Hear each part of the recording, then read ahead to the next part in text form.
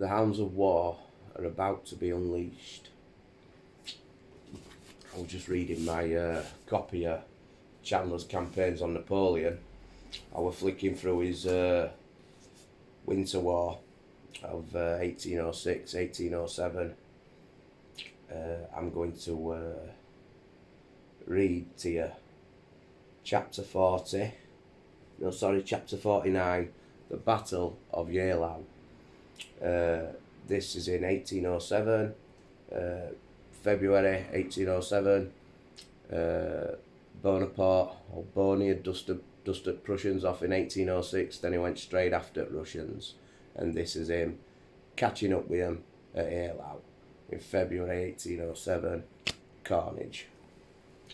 I'm going to read it to you.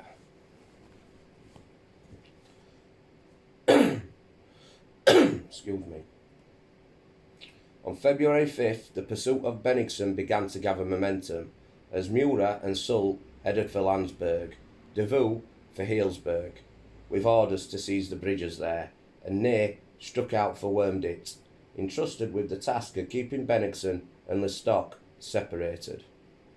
The next day, the Grand Duke of Berg and the Duke of Dalmatia caught up with the Russian rearguard at Hof, and in a brisk action captured 5 guns and 2,000 men for the loss of 2,200 Frenchmen.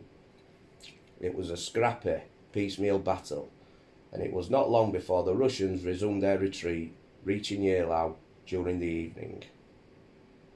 There, Bennigsen halted and turned to face his pursuers. A 2-day struggle of horrific proportions was about to begin. In the words of Dodge, the field of Eylau is well accentuated with woods here and there, and between the hills run brooks with fawn ponds in places. These ponds had been frozen over and then covered with snow, so that the troops, including the cavalry, manoeuvred over them without knowing what was under their feet. The French position on the hills, which ran from Eylau to Rothenburg, dominated the Russian, except at the heights of the Klein Sauergarten. Excuse me. None of the great Napoleonic struggles is surrounded with more doubt and uncertainty than the Battle of Eylau. Fact, myth, and propaganda are almost inextricably intertwined, and different authorities give conflicting interpretations of almost every aspect and stage of the struggle. That it was a holocaust, fought under almost impossible weather conditions, all agree, but little else receives unanimous support. Nevertheless, it is possible to extricate the main outlines of the battle from the mass of conflicting evidence and build a pretty fair picture of what transpired. Although Napoleon was pleased to hear that his quarry had turned at bay, the general dispositions of the French corps were far from favourable for an immediate battle. Since the struggle at Yevkovo, the French army had become considerably strung out, and this was to make a proper concentration on the field of battle very problematical. The first troops to reach the Eylau area were those of Soult and Murat at about 2 p.m. on the 7th, and during the afternoon they were joined by Augereau and the Guard. Thus by nightfall Napoleon had at his disposal 45,000 troops in the immediate vicinity, 14,500 more, less detachments under Ney some miles away to the north shadowing Lestock, while Davout's corps, 15,100 strong, was marching up at full speed from Berfestein. Ney, however, was sent no definitive order of recall until 8 o'clock the next morning. On the other side, General Bennigsen already had some 67,000 Russians deployed for battle and was hopeful that Lestock's 9,000 Prussians might materialise the next day. In terms of artillery, the Russians enjoyed a decided preponderance, 460 guns against Napoleon's 200. These facts contain the clue to the first major contention regarding Eylau. Whether or not Napoleon intended to open the battle on the 7th has actually happened. According to official French sources, the Emperor deliberately ordered an attack against the town of Eylau for the purposes of denying its possession to the enemy and acquiring some shelter for his army against the bitter night, thus pinning Bennigsen down by a show of force in order to ensure that he would not attempt another overnight escape. This view is strongly challenged by many historians and contemporaries who assert that Napoleon was committed to a useless loss of life on the 7th by the errors of immediate subordinates, Murat and Soult. This school of thought argues that it was not the Emperor's true interest to engage the enemy at such a numerical disadvantage before his outlying corps. Ney and Davout had been given time to come up, and before Bernadotte had moved on to the left to take up the task of shadowing Lestock. A material witness in support of this argument is our earlier informant, Baron Marbeau, who, in 1807, was serving on Augereau's staff as a newly promoted captain. Admittedly, he was only 24 at the time, and a dashing young blade, with a taste for romantic adventure into the bargain. Yet the incident he later narrated on this subject has the ring of truth about it. Although other parts of his memoirs are subject to considerable reservations regarding their factual accuracy. The Marshal, Augereau, mounted the plateau to find the Emperor already there, and heard Napoleon say to Augereau, "Some of them want me to storm Eylau this evening, but I do not like night fighting, and besides, I do not wish to push my centre too far forward before Davout has come up with the right wing and Ney with the left. Consequently, I shall await them until tomorrow on this high ground, which can be defended by artillery, and offers an excellent position for our infantry. When Ney and Davout are in line, we can march simultaneously on the enemy." In Marbeau's expressed opinion, the tale of a deliberate attack on Eylau was a very great mistake. Marbeau then goes on to relate what apparently happened. It seems that the Emperor's personal attendants arrived in Eylau with their master's baggage, field kitchen and the like, without being warned that Napoleon had decided to spend the night at Ziegenhof, and that the Russian outpost line was only a few yards beyond the town, and they were busily unpacking the imperial comforts. They were attacked by an enemy patrol and would have been captured but for the age of the detachment of the guard which always escorted the Emperor's effects. Excuse me. At the sound of firing, the troops of Marshal Soult, who were posted at the gates of the town, ran up to the rescue of Napoleon's baggage and found the Russian troops already plundering it. The enemy's generals, thinking that the French wished to take possession of Eylau, sent up reinforcements on their side, so that a bloody engagement took place in the streets of the town. In modern parlance, an outpost skirmish escalated into an heavy engagement. The action opened shortly after 2 o'clock and raged on for 8 hours until well after dark. Soult and Murat committed more and more of their men to the struggle. The bitterest fighting centred around the town cemetery, which changed hands several times before the French established undisputed control of the area, and with it of Eylau. Each side lost some 4,000 casualties before Bennigsen called off his men, and the ruffled Russian columns flowed back through the intervals of Barclay de Tolly's covering division to the ridge beyond Eylau. As the shooting died down, the French took up their positions for the night. According to the official bulletin, Legrand's division occupied bivouacs in front of the town, the division of Chandlers on its right, Marshal Augereau's corps on the left.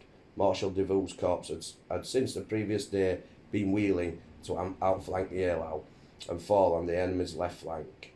If they did not shift their position, Marshal Ney was marching to turn their right. Such was the position in which the night was spent. The hours of darkness proved among the most miserable and uncomfortable yet experienced on this campaign.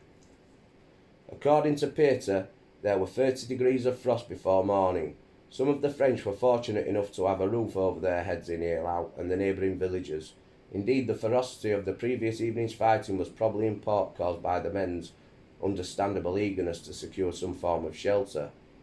But for the remainder, and for all the Russians, it was a night in the open. Both sides were also short of food.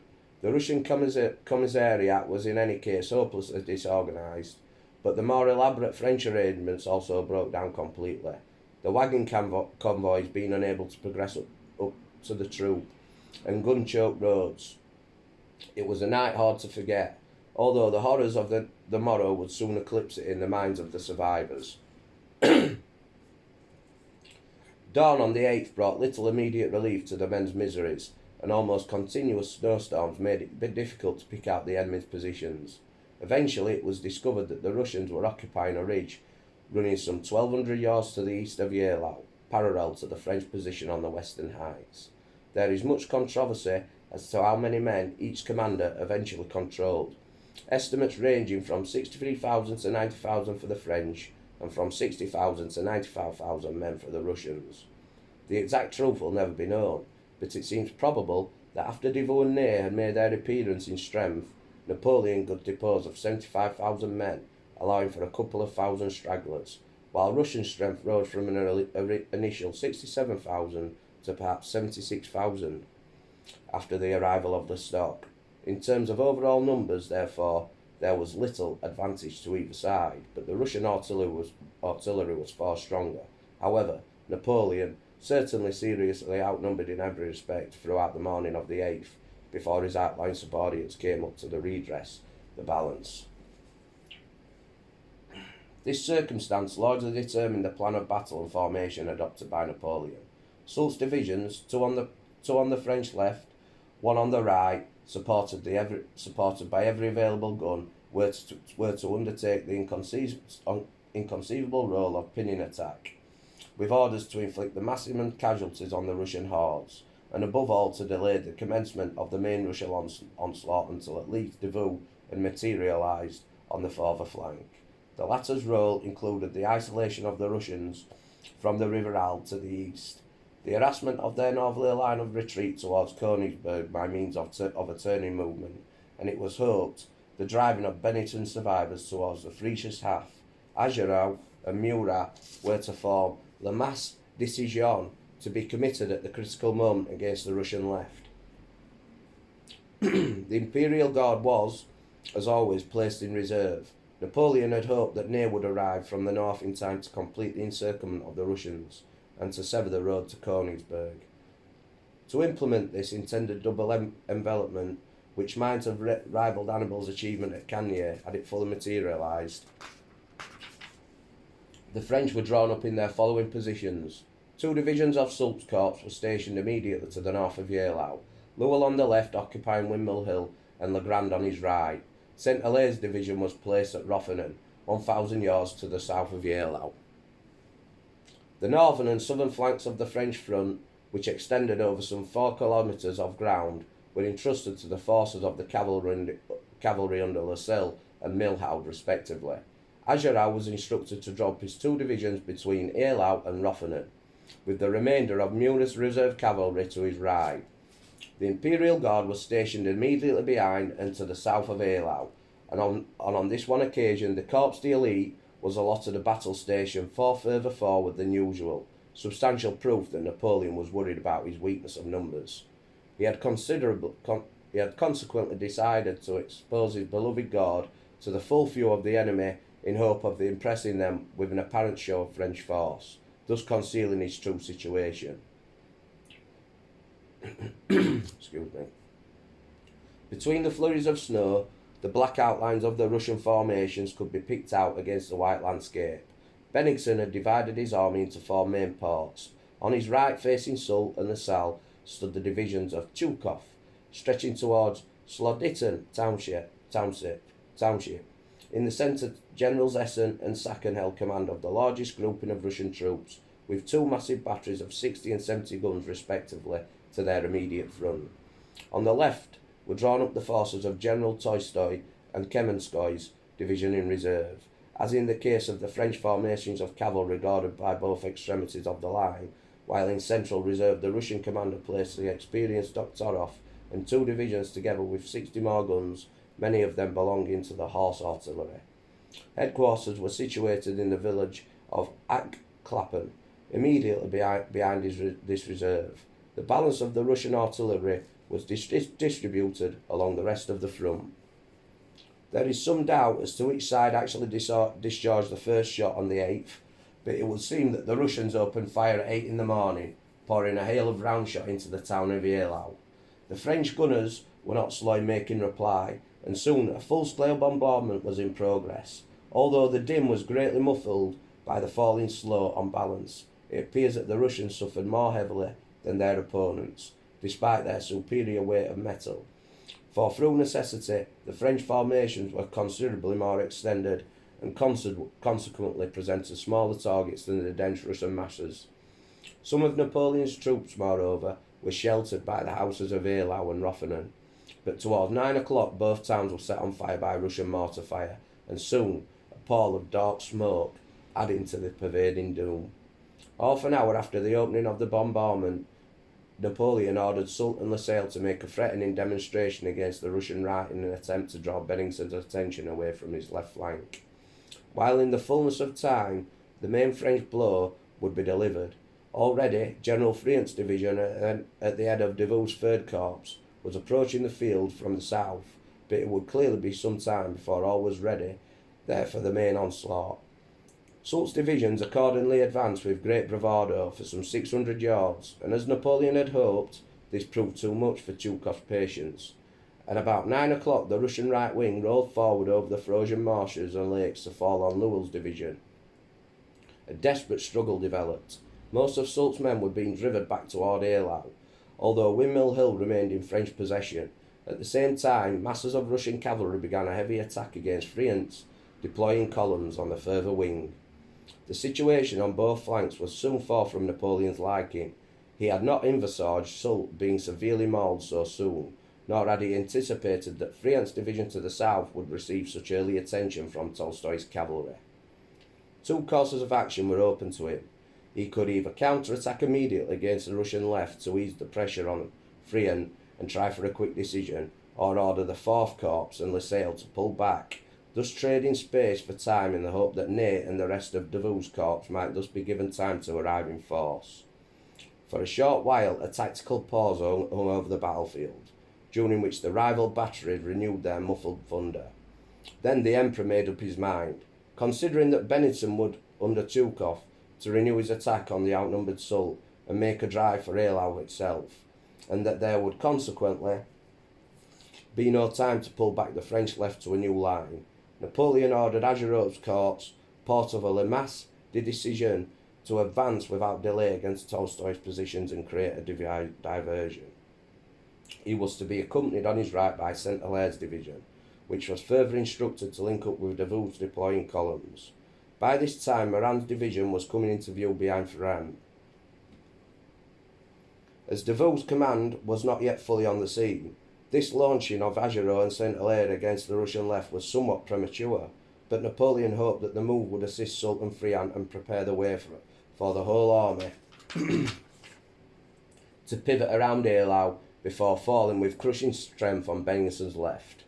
Without a demur, the gallant, though ailing Augereau, a scarf wound round his head beneath his cocked hat, accompanied by his staff, which included Captain Maubourg, set off to carry out his mission.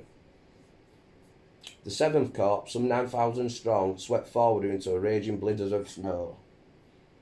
Unfortunately, its commander was a very sick man. The previous day he had asked Napoleon for permission to hand over his command, but had been persuaded to remain one more day in his post. Perhaps partly as a result of this, the wrong formation was selected for the advance. Under the prevalent weather conditions and snow and blizzard, the two divisions should have gone forward in close column. This formation would have assisted them to keep in contact. In the event, however, the leading brigade of each division advanced in deployed order, followed at some distance by the 2nd Brigades drawn up in square. Not altogether surprisingly, all sense of accurate direction was soon lost, and contact with Saint-Hilaire's men on the right was forfeited also. As a result of this, Augereau's men veered away from their designated objective, Tolstoy's divisions, and made straight for the centre of Sachen's position, where the gaping muzzles of the Russian 70-gun battery waited to receive them. As the French unwittingly marched to their doom, they also came under fire from the blinded French artillery, and then shortly after 10 a.m. the Russian guns opened up. Shot and shell tore remorselessly into Augereau's troops at point-blank range, inflicting frightful casualties. Meanwhile, Saint-Hilaire's division had come up to Tolstoy's position, but was, of course, far too weak to effect a breakthrough on its own. By 10:30 a.m, Napoleon's fortunes were in a decidedly precarious position. On his left, Soult was now back on his original starting line, still hard pressed by Chukov. In the centre, Augereau's corps had virtually ceased to exist, while Saint-Hilaire had also been brought to a standstill. In the far distance, two long infantry columns supported by many squadrons could be seen advancing from the Russian reserve in the direction of Augereau's survivors, and a further swarm of Russian cavalry was making for the isolated Saint-Hilaire. An ugly and dangerous gap was thus appearing in the centre of Napoleon's line, and all the French attacks had come to naught. Both initiative and the advantage still clearly lay with Bennigsen. As the minutes passed, the situation continued to deteriorate. D'Octuvre's reserve infantry fell with the bayonet on Augereau's shattered units and drove them back, with one exception, to the cemetery of Eylau, where Augereau did his best to reform his survivors. According to Marbeau, these totalled only some 2,000 or 3,000 men. Alone in the midst of no man's land stood one regiment, the 14th of the line, formed up in square on top of a small mound, surrounded by hordes of the enemy. It was obvious to all that it would only be a matter of time before this brave unit ceased to exist if it continued to stand its ground, and Augereau sent aid after aid to order the major in command to retire immediately while there was still a chance. One after another, however, the messengers were killed. "Forward!" another officer shouted Augereau, and it was Marbeau's turn. He fared better than his predecessors and succeeded in reaching the isolated regiment, but already their position was past redemption. "I can see no way of saving the regiment," said the battalion commander. "Return to the Emperor and give him the farewells of the 14th of the line, which has faithfully carried out his orders, and take him the eagle he gave us, which we can no longer defend. It would be too terrible to see it fall into enemy hands during our last moments." This gallant officer then tried to break the gilded eagle from its staff for easy carrying, but before he could bear off his precious burden, Captain Marbeau found himself surrounded by Russian infantry, gorged with spirits, and soon fell gravely wounded to the ground. Shortly thereafter, the 14th was overrun, and the worst fears of its acting colonel were realised, as the Pride Eagle were born on its triumph by the Russians. However, a proportion of the regiment managed to escape, perhaps as many as half, and Marbeau's vivid story has certainly lost nothing in the telling. While this grisly drama was drawing to a close, another column of Russian infantry, between 4,000 and 6,000 strong, penetrated into the very streets of Eylau itself, and at one point were dangerously near to the Emperor and his staff, who had been using the church bell tower as a vantage point. Indeed, Napoleon was saved from probable death or capture only by the devotion of his personal escort, who flung themselves at the Russians and unhesitatingly sacrificed their lives, thereby winning a brief respite and giving 2 battalions of the Imperial Guard time to come pounding up to the rescue from beyond the town. Alarums and excursions of this type were sufficient to prove the weakness of the French centre and the peril in which it stood, and it behoved Napoleon to resort to an extreme experiment to retrieve the situation. Apart from his jealously conserved guard, the only men still available were the 10,700 troopers of Murat's cavalry reserve. They were now ordered at about 11:30 a.m. to take positions in the shattered French centre and charge the looming Russian columns. Nothing could have been more to the taste of the dashing Grand Duke of Berg. In marvellous fettle, 80 squadrons, so splendidly accounted horsemen, swept forward over the intervening 2,500 yards. It was one of the greatest charges in history. Leading the attack rode Dalman at the head of 6 squadrons of chasseurs, followed by Murat and the cavalry reserve, supported in due course by Bessarieres, with the cavalry of the Guard.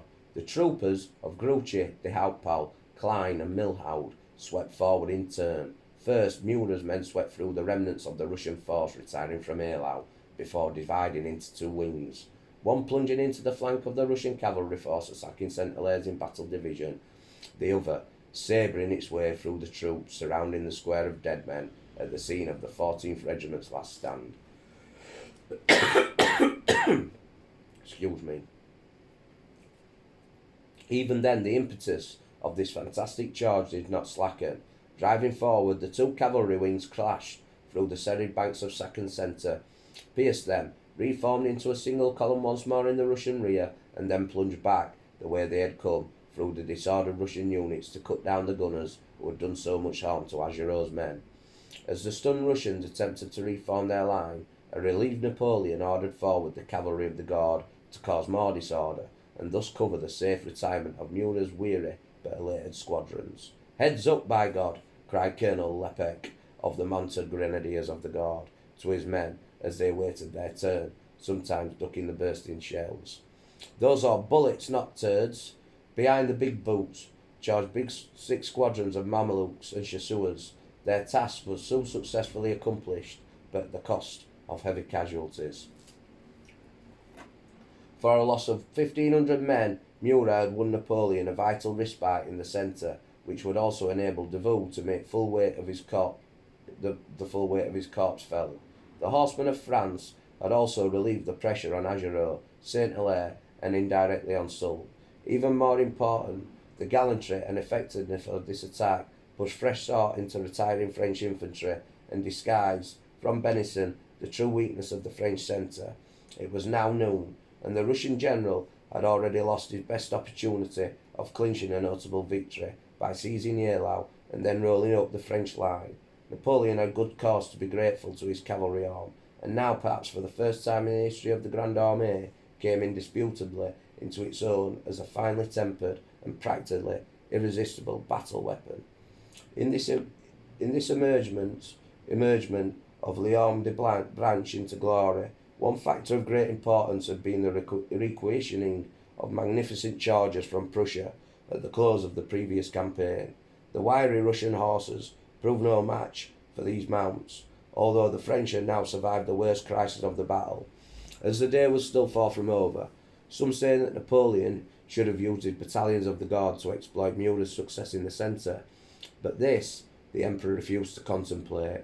Excuse me. He knew that the Russian Lestock might yet succeed in eluding Ney and arrive on the battlefield ahead of his pursuers, and to guard against his possible contingency. Napoleon felt bound to retain his guard in a fresh condition. However, this did not mean that the French line should remain in idleness. Davout was now fully in position, so at 1 p.m. Napoleon launched him forward with Saint-Hilaire on his left, in a broad encircling move around Tolstoy's open flank. Elsewhere on the battle line, Murat and the remnants of Augereau's command were ordered to occupy the centre, while Soult's weary divisions were instructed to hold their ground, but attempt no forward action. All afternoon the battle raged on the southern flank, and slowly but surely Davout forced the Russians back under Benningsen's line resembled a hairpin. About 3:30 p.m. it appeared that the Russian line was about to break, but then, in the very nick of time, who should appear on the threatened flank but the Prussian corps commanded by Lestock. Napoleon's midday apprehensions thus proved only too justified. Lestock had, indeed, succeeded in eluding Ney, who only received Napoleon's order of recall, sent off at 8 a.m. at 2 in the afternoon. The Marshal had no idea that a large-scale battle was already raging to the south of his position, because the deafening effect of the falling snow and the influence of an adverse wind prevented the roll and thunder of the cannons from reaching his ears. Lestock, on the other hand, received early a message of recall from Bennigsen, and by dint of hand marching and skilful rearguard actions, the Prussians came up through Slotdidden from Aflof slightly after 1 in the afternoon, and after a brief rest proceeded to pass behind Bennigsen's wearying line to fall on Davout's open flank near Cushiton, slightly after 4 o'clock. Lestock had swollen his own 9,000 men by sweeping up many parties of Russian stragglers making their way from the field, while generals, Kamaskoy supporting an attack on the Russian right. New determination flooded into the breasts of the warriors of Holy Russia, and step by step the Third Corps was forced to relinquish the ground it had captured. Once again, the fortunes of battle appeared to be swinging back in Russian favour, and in the deepening dusk, Napoleon strained his eyes to the north ever more anxiously for some sign of Ney, the only man who could now retrieve the French fortunes. At last, at 7 in the evening, the first troops of the Sixth Corps made a belated but no less welcome appearance at Alfhof. Throughout the afternoon, Ney's march to the battlefield had been seriously hampered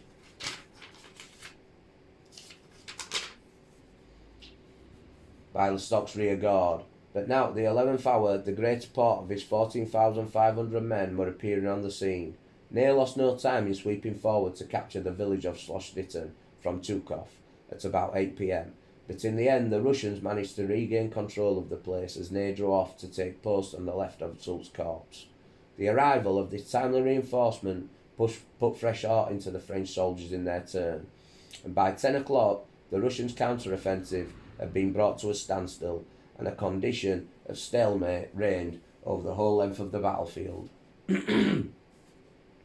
14 hours of continuous fighting had failed to produce a result, although the cream of both the French and Russian armies lay dead, or if wounded, freezing to death on the blood-stained snow.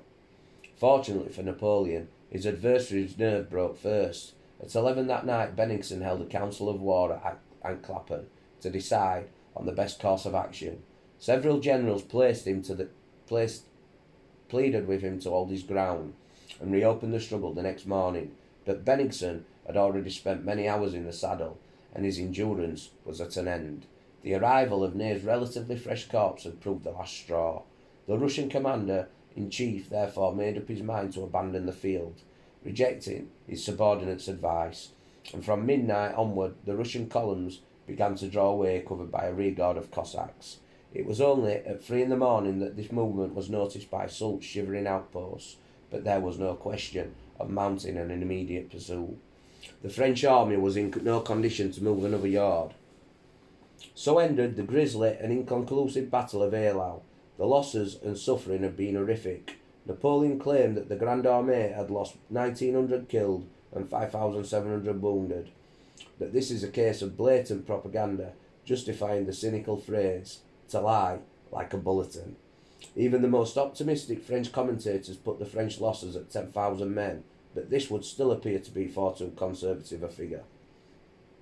The true extent of the havoc wrought by the cannonballs, sabres and bayonets of the Russian soldiers will never be known, but it may in fact have been as high as 25,000 casualties, or 1 man in 3.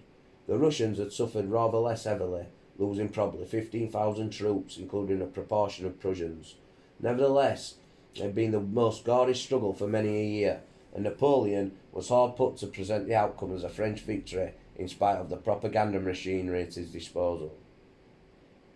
However, it would be accurately claimed that the French were left in the battered possession of the field, and Bennigsen's winter offensive had been beaten back, though not decisively. Of course, Napoleon was not personally deluded about the scale of the drubbing he had just experienced, as he admitted to Soult the next day, "Marshal, the Russians have done us great harm," to which the gallant old soldier replied, "And we them, our bullets were not made of cotton." Napoleon's soldiers were equally aware of their narrow escape. "Gete retraite des Russes nous fait grand plaisir," recorded by Chamans, one of Soult's aides. According to Pasquier, another survivor of the fray, the outcome was not known until early the next morning. The uncertainty about the outcome of the day was so great that both sides ordered the retreat during the hours of darkness.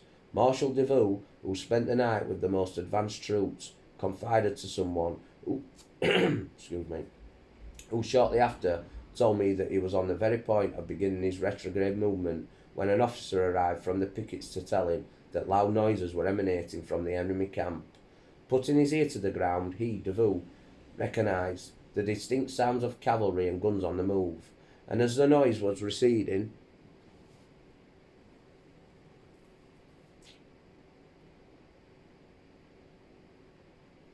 he no longer doubted that the enemy was in full retreat. This news at once relayed to the Emperor, who thereupon decided to hold his ground. For reasons of state, however, Napoleon decided to misrepresent the outcome. The Emperor was exceedingly anxious that everyone should view that the event he himself viewed it, records Bourrienne, who obediently circulated 2,000 copies of the official account of Eylau amongst the Hanse towns. Writing to Fouquier from Osterode on 28th of February, the Emperor revealingly wrote, "Spread the following reports in an unofficial manner. They are, however, true. Spread them first in the salons and then put them in the papers, that the Russian army is greatly weakened, that the Russian army demands peace." The words, "they are, however, true," are very significant. Was Napoleon reaching the time when he began to believe his own propaganda? This trait, which became most marked by it from 1812 onwards, was probably already beginning to warp his judgment. What is certain, however, is that the Emperor lost little time in attempting to make a scapegoat out of Bernadotte, the villain of Jena, for the doubtful success of the day.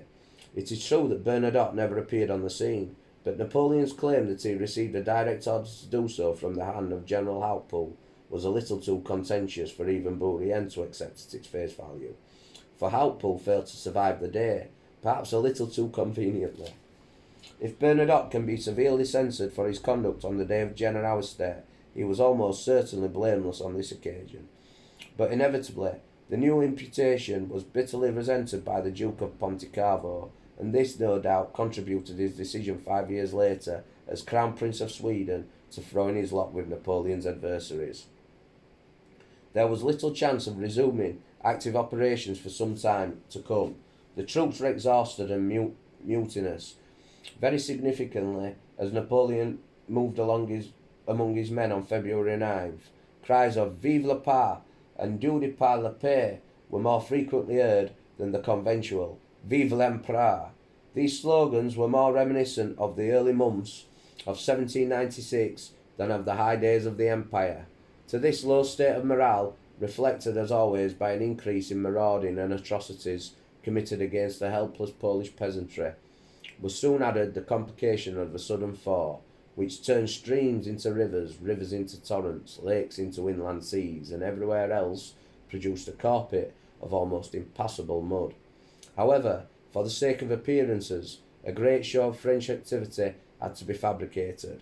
Marshal Lefebvre was forthwith ordered to proceed with the full investment of Danzig, and Davout pushed on to the town of Friedland, where his repulse of 2,600 Russian cavalry was accorded the full status of a victory. So was the defeat of Essen at the hands of Savary's 5th Corps at Ostrolenka on the 15th. In fact, however, by February 23rd, the bulk of the Grande Armée had returned into winter quarters, located in situations where they could cover the forthcoming siege of Danzig. The 1st Corps again took post on the left, the 4th held the centre, and the 3rd the right, each formation occupying a rectangular area measuring 8 to 10 leagues aside. At Gutstadt, in advance of the main line of cantonments, was placed the 6th Corps, which had suffered least at Eylau. Imperial headquarters, the Guard and the reserve cavalry took up quarters in and around Osterode, the centre of the Fan. The defence of Warsaw was again entrusted to the 5th Corps. In these positions, the French army proceeded to lick its wounds and wait for the spring, the lines of communication running through Thorn, the depots stocked with 40 days' rations. As a result of these consolidating moves, the Russians were permitted to retake possession of Eylau and its grim heaps of frozen corpses. Thank you. Good night.